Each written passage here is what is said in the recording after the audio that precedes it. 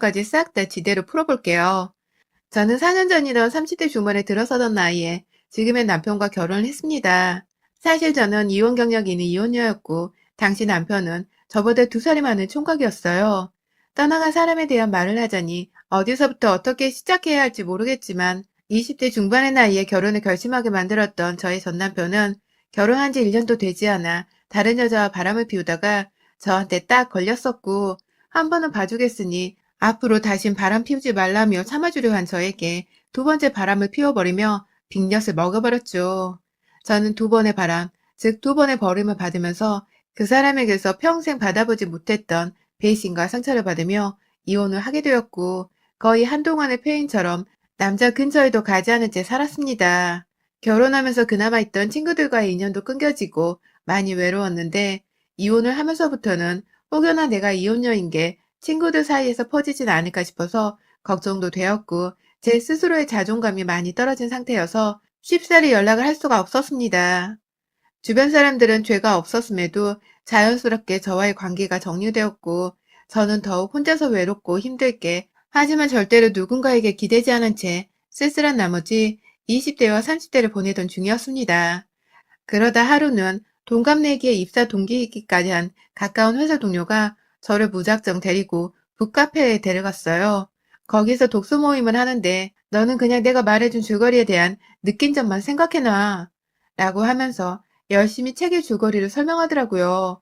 그리고 찾아가 본 카페 안에 어느 방 안에는 사람들이 앉아서 한 명씩 똑같은 책을 가지고서 앉아 있었습니다. 내가 마음대로 참석을 해도 되는 것인가 싶었지만 우울하다 못해 미쳐서 땅바닥으로 곧 가라앉아 버릴 것만 같은 저를 굳이 데리고 사람들이 많은 곳으로 데려온 동기의 배려가 고마웠어요. 왜인지 오랜만에 회사 사람들이 아닌 다른 모르는 사람들이 북적이는 공간 안에 일원이 되어 있다 보니 기분이 나쁘지도 않았습니다. 오히려 낯선 그들과 인사를 나누고 책이라는 하나의 공통점만 가지고 한 그룹이 되어 있다 보니 소속감도 꽤나 괜찮았고, 다음 모임에 대해서 벌써 호기심이 생겨버리기도 했으며, 무엇보다 제가 살맛이 났어요. 남은 인생의 반려자가 되어줄 지금의 제 남편을 만났습니다. 참, 영화나 드라마 속에서나 볼 것 같은 훈훈한 인연이란 생각이 들었었죠. 책 한 권을 반듯하게 들고서 들어오는 남편의 모습을 처음 본 순간, 그리고 자기 자리를 찾기 위해 두리번거리다가 자리에 앉으며 사람들에게 인사를 하던 이 남자의 환한 미소, 또 독서 멤버들 중에서 새로운 얼굴인 저를 발견하자 새로 오셨어요? 하며 환영의 박수를 주도해주던 남편의 모습은 지금도 절대로 잊을 수가 없습니다. 순식간에 이 사람에게 사랑에 빠졌어요. 호감을 넘어서 좋아하는 감정이란 확신이 들었고, 내 삶에 희망이 스멀스멀 드는 것 같던 상태에서 이내 치유의 기분도 들었습니다. 남편과는 그렇게 몇 번의 독서 모임을 한 달에 2번씩 2달을 다녀보면서 더욱 가까워졌습니다. 제가 남편을 좋아하고 있다는 표정을 도저히 숨기지를 못한 건지 친구도 어느새 "너 그 사람 좋아하지?" 라면서 저에게 마냥 치근덕거리며 놀리고 있었고, 어느 순간 남편도 저의 감정을 느껴버린 건지 다른 회원들보다 저에게 유독 더 많은 질문과 대화, 그리고 관심을 표현하면서 사적인 얘기들을 모임 후에도 많이 나눠봤어요. 남편은 독서 모임을 주도하는 사람은 아니지만 이끌고 있는 주 멤버들 중 하나였는데, 저에게 일을 같이 도와줘보지 않겠냐면서 모임 운영에 참여할 것을 제안했고, 그렇게 저는 독서 모임 이외에도 이 모임 자체를 이끌어 나가기 위한 책 선정과 주제 등을 기획하고자 남편과 더 자주 마주하게 되었습니다. 책을 좋아하진 않았지만 남편 때문에 책을 좋아하고 더 읽게 되었고, 그렇게 차츰 책이라는 공통점 하나 때문에 저희는 더 가까워졌고 결국 연인이 되었어요. 1년간의 연애 기간 동안 모임에서조차 관계에 대해선 비밀로 하며 꾸준히 책을 읽어나갔고, 그러다가 결혼을 결심하게 되면서 주변 사람들에게 조금씩 저희 관계를 알려가기 시작했습니다. 사실 저희가 결혼할 적에 시어머니의 반대를 심하게 받아서 한순간에 여기저기 우리가 결혼을 한다고 알릴 수가 없었습니다. 아무래도 제가 이혼한 경력이 있다 보니 총각 아들을 둔 시부모님께서 반대를 하시는 것이 당연했던 것 같아요. 제 입장을 바꿔 생각을 해봐도 귀한 아들이 이혼녀한테 시집을 간다고 하면 눈이 뒤집힐 것도 같았기에 시부모님을 이해하지 못하는 것은 아니었어요. 다만 제가 예상을 했음에도 불구하고 너무 심하게 이혼녀, 주제도 모르는 년, 내 아들 망치는 년이란 욕도 하고 듣고 나니 너무 서럽더군요. 바람 피운 남편 때문에 이혼을 하고 오래도록 혼자이고 외롭고 은둔하며 살았던 나를 암흑에서 꺼내준 고마운 남자였는데 내가 이 사람한테 온전히 사랑만 주어도 시원치 않을 텐데 옆에서 부모님 되시는 분들이 자꾸만 저를 욕하고 제 자존심을 또 갉아먹으니 저도 사람인지라 화가 나고 달 싫더라고요. 그냥 남편과의 관계도 차라리 포기를 하고 마는 게 낫겠다는 생각이 들 정도였습니다. 나한테 죄가 있다면 바람이나 피워대는 남자를 만나서 결혼을 했다가 이혼을 한 죄밖에 없는데 생판 모르던 남자의 부모한테서 년년거리는 욕까지 쳐들어가며 결혼을 또 해야 하나 싶어서 도저히 남편과의 교제에 자신이 없었어요.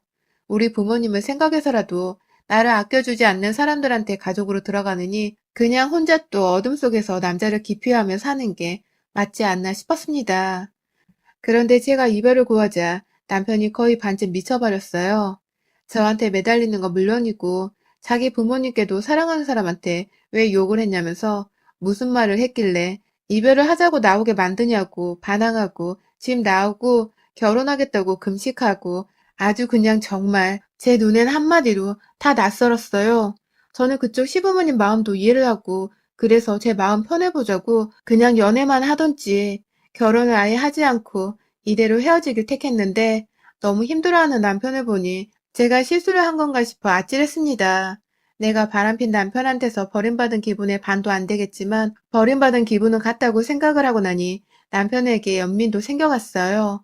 결국 시부모님은 저를 한 번 더 만나보기도 전에 남편의 반항에 결혼을 허락하는 지경에 이르렀고 그때가 되어선 제 마음이 정말 결정을 해야 할지 말아야 할지를 고민하며 오락가락 하고 있던 시기였는데 결국 남편이 저를 반년 정도 더 기다려주고 나서야 제가 남편 따라 용기 내서 결혼을 하게 되었습니다. 결혼을 하면서 마음은 여전히 무거웠어요. 시부모님이 억지를 부리는 남편의 땡깡으로 인해서 결혼 허락을 하셨다는 것을 잘 알고 있었기 때문에 제가 결혼 후 더 잘하고 예쁨 받기 위해서 노력을 해야 한다는 부담감이 상당했습니다.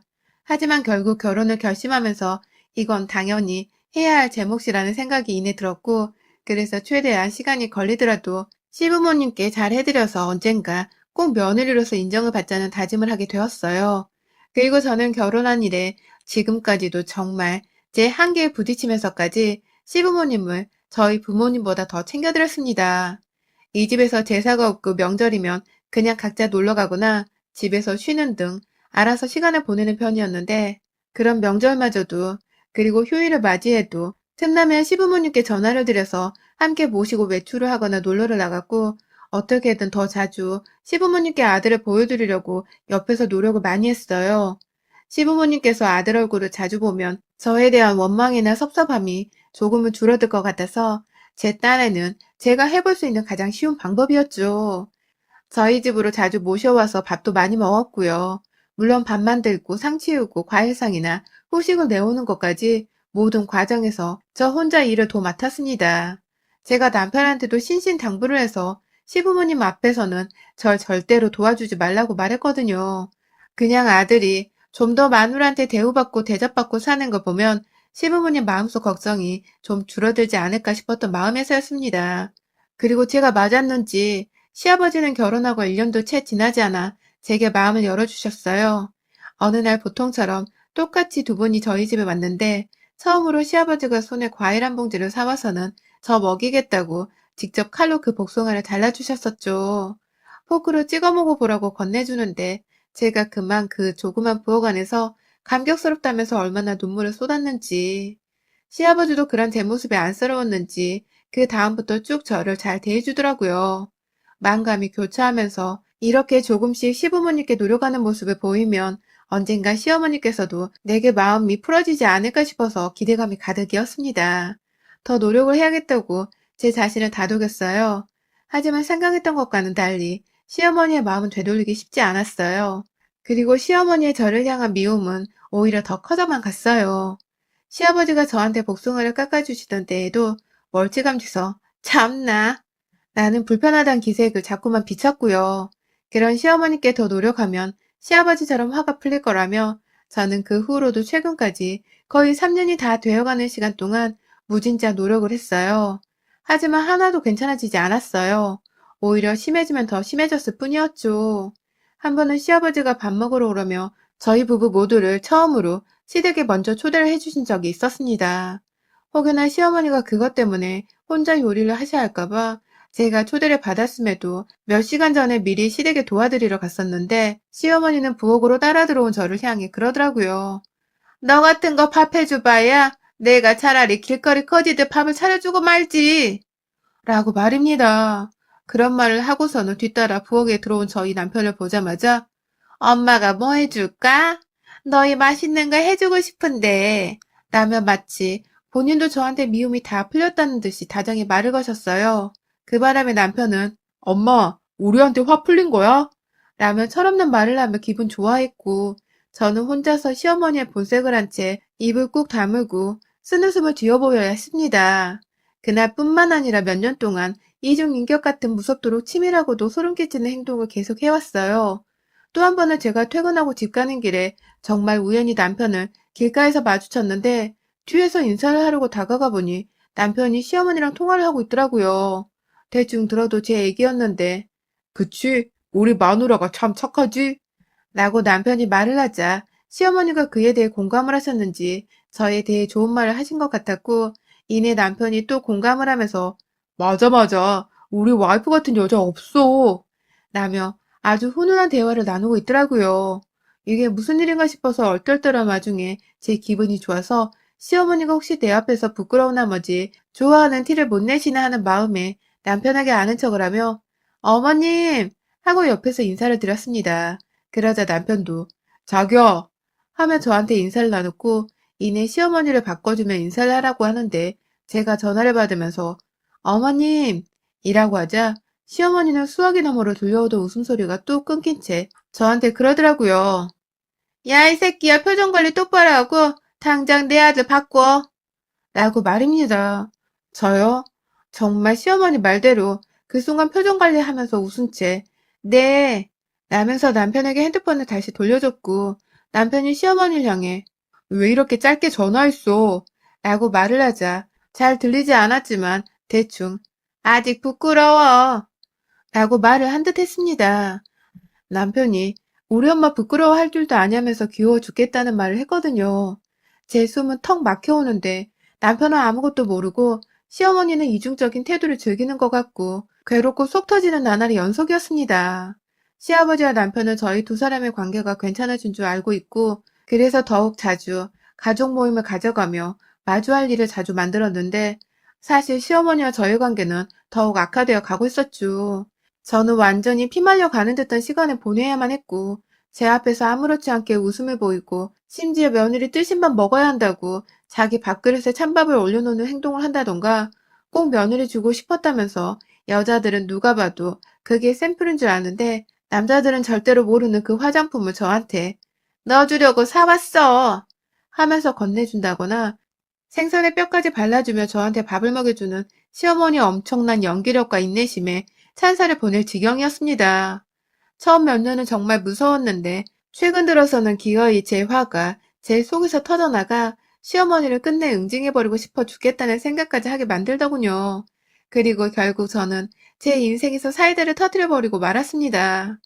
30대 후반에 진입하며 인간관계에서 스트레스 더 이상 안 받고 살 줄 알았는데 아니 글쎄 제가 퇴근을 하고 거의 9시가 다 되어서 늦지막히 집에 돌아왔던 금요일 저녁에 시어머니랑 남편한테 전화를 해서는 며느리 보고 싶은데 오늘 뭐 하냐? 하면서 저희 보고 시댁에 오라고 부르셨어요. 요즘은 뭐 마지막 2월에 불금이고 한데 다 같이 술이라도 한잔 해야 하는 게 아니냐는 것이었고 본뜻은 본인 술 먹고 싶은데 만만한 게 며느리고 보고 싶은 게 아들이니 저희 부르신 것 같았습니다. 그리고 시댁에 가보니 아니나 다를까 이미 거실 식탁에 막걸리 한 병을 두 분이서 싹 다 비워놓으셨더라고요. 물론 두 분은 술이 다 세셔서 그 정도로는 끄떡 없지만 말이죠. 자연스레 시아버지 옆자리로 가서 앉아 저희가 시댁에 가면서 산 옛날 통닭을 꺼냈고 상한 맥주캔은 잠시 얼려놓겠다고 냉동실에 넣어뒀어요.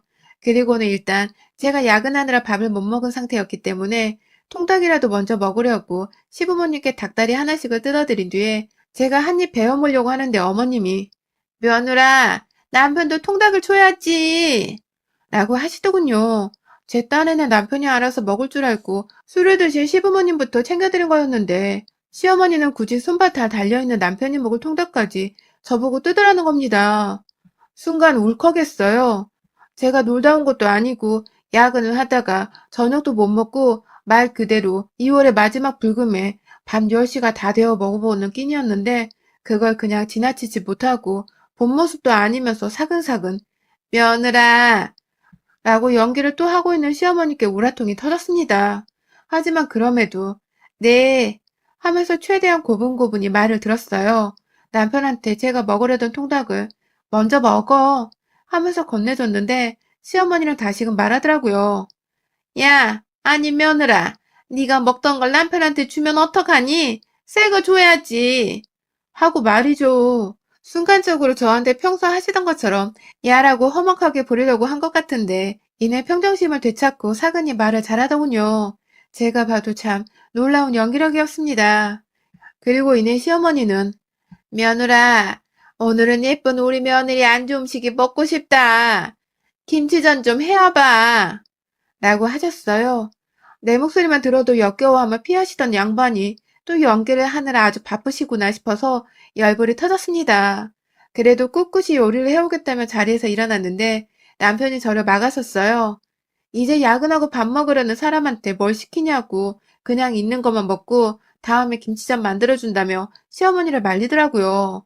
그런데 그 소리를 듣자마자 시어머니가 아들아, 내가 우리 예쁜 며느리 1,000원 먹겠다는데 며느라 하나 만들어줘. 라고 우기다가 급기야 제가 다음에 만들어 드릴게요. 제가 너무 배가 고파서 라고 한마디 했어요. 그리고는 잠시 화장실에 가겠다고 자리에서 일어나 화장실에 갔는데 볼일 보고 나오는 그 문 앞에 시어머니가 서 계시더라고요. 그러더니 저한테 귓속말로 취중 진담인 건지 뭔지 야, 네가 그러니까 이혼을 당한 거야. 해달라는 거 그 입 좀 제발 닥치고 그냥 해주면 어떡하니? 버르장머리 없는 년 같으니라고 라고 하더군요. 순간 잘못 들은 줄 알았어요. 이혼녀한테 그러니까 이혼을 당했다는 소리는 정말 끔찍하리만큼 잔인한 욕이었습니다. 하지만 전 남편이 바람나 이혼한 걸 다 아는 시어머니 입에서 그런 소리가 나오고 심지어 거기서 멈추지 않은 채 충격받은 척 하지 마. 너 같은 년들 내가 잘 알아. 남자 하나 꼬셔서 이혼녀 탈피하려 결혼한 거 내가 모를 줄 알고 내 집에서 행복할 꿈은 깨는 게 좋을 거야. 내가 너 같은 년들을 가만 내버려 두지 않을 거니까. 라고 하면서 웃다가 갑자기 저한테 팔짱을 끼시고는 사이좋은 고부관계처럼 보이게 한 후 남은 가족들이 있는 부엌으로 데려가더라고요. 저요? 얼떨결에 시어머니랑 팔짱 끼고 부엌으로 끌려가며 정말 오만 가지 생각이 다 들었어요. 이게 지금 나를 가지고 단단히 재미 들려가지고 노는구나 싶어서 참아야 하는 줄 알고 있었는데 시어머니가 막걸리를 이미 마신 것도 알고 있었는데 제 팔에 감긴 시어머니의 체온이 지독하리 만큼 소름 끼쳤어요. 결국 팔짱 끼고 있던 시어머니를 저한테서 떼어내겠다고 제 발로 시어머니의 무릎 뒤를 까버렸고 그 바람에 시어머니가 부엌을 가다 말고 무릎을 꿇은 채 바닥에 주저앉아 버렸어요. 근데 그 와중에 넘어지기 싫다며 제 팔을 꾹 잡아버린 바람에 제가 시어머니랑 같이 몸을 숙여버리게 되었는데 이내 제가 손 떼! 라면서 시어머니 팔을 확 밀쳐버렸습니다. 급기야 시어머니가 옆으로 넘어지며 죽는 소리를 했는데 남편과 시아버지가 하나같이 시어머니 쪽으로 가서는 시어머니를 부축하더라고요. 시어머니는 그 와중에 며느리가 나 죽이려 하는 거야? 그런 거야? 라면서 제 남편에게 기대어 제가 죽일년이란 듯이 서러워 울먹이는데 제가 이런 치사한 방법까지는 동원하지 않으려고 했는데 주머니에 꽂아둔 핸드폰을 꺼내 들었습니다. 남편한테 재생해보라며 녹음 파일 하나를 띄워주니 남편은 이게 다 뭔 일인지 모르겠다는 듯 반자동적으로 그 녹음을 재생시켰어요. 그리고는 제가 울먹이며 화장실에서 겨우 정신을 차리고는 혹시 모른다며 켜뒀던 핸드폰 녹음이 재생되기 시작했습니다. 아주 그냥 가관이었어요. 거기서 흘러나오는 시어머니의 이중적인 말들과 이혼녀한테 그러니까 이혼당했다는 모진 말들이 쏟아져 나오기 시작하며 저는 남편에게 나 너랑 못 살겠다. 이왕 이혼녀였던 거 한 번 더 하고 말게. 라며 제 짐을 쌌고 급기야 이번에는 시아버지가 나서서 이게 무슨 소리야? 이거 진짜 당신 목소리야?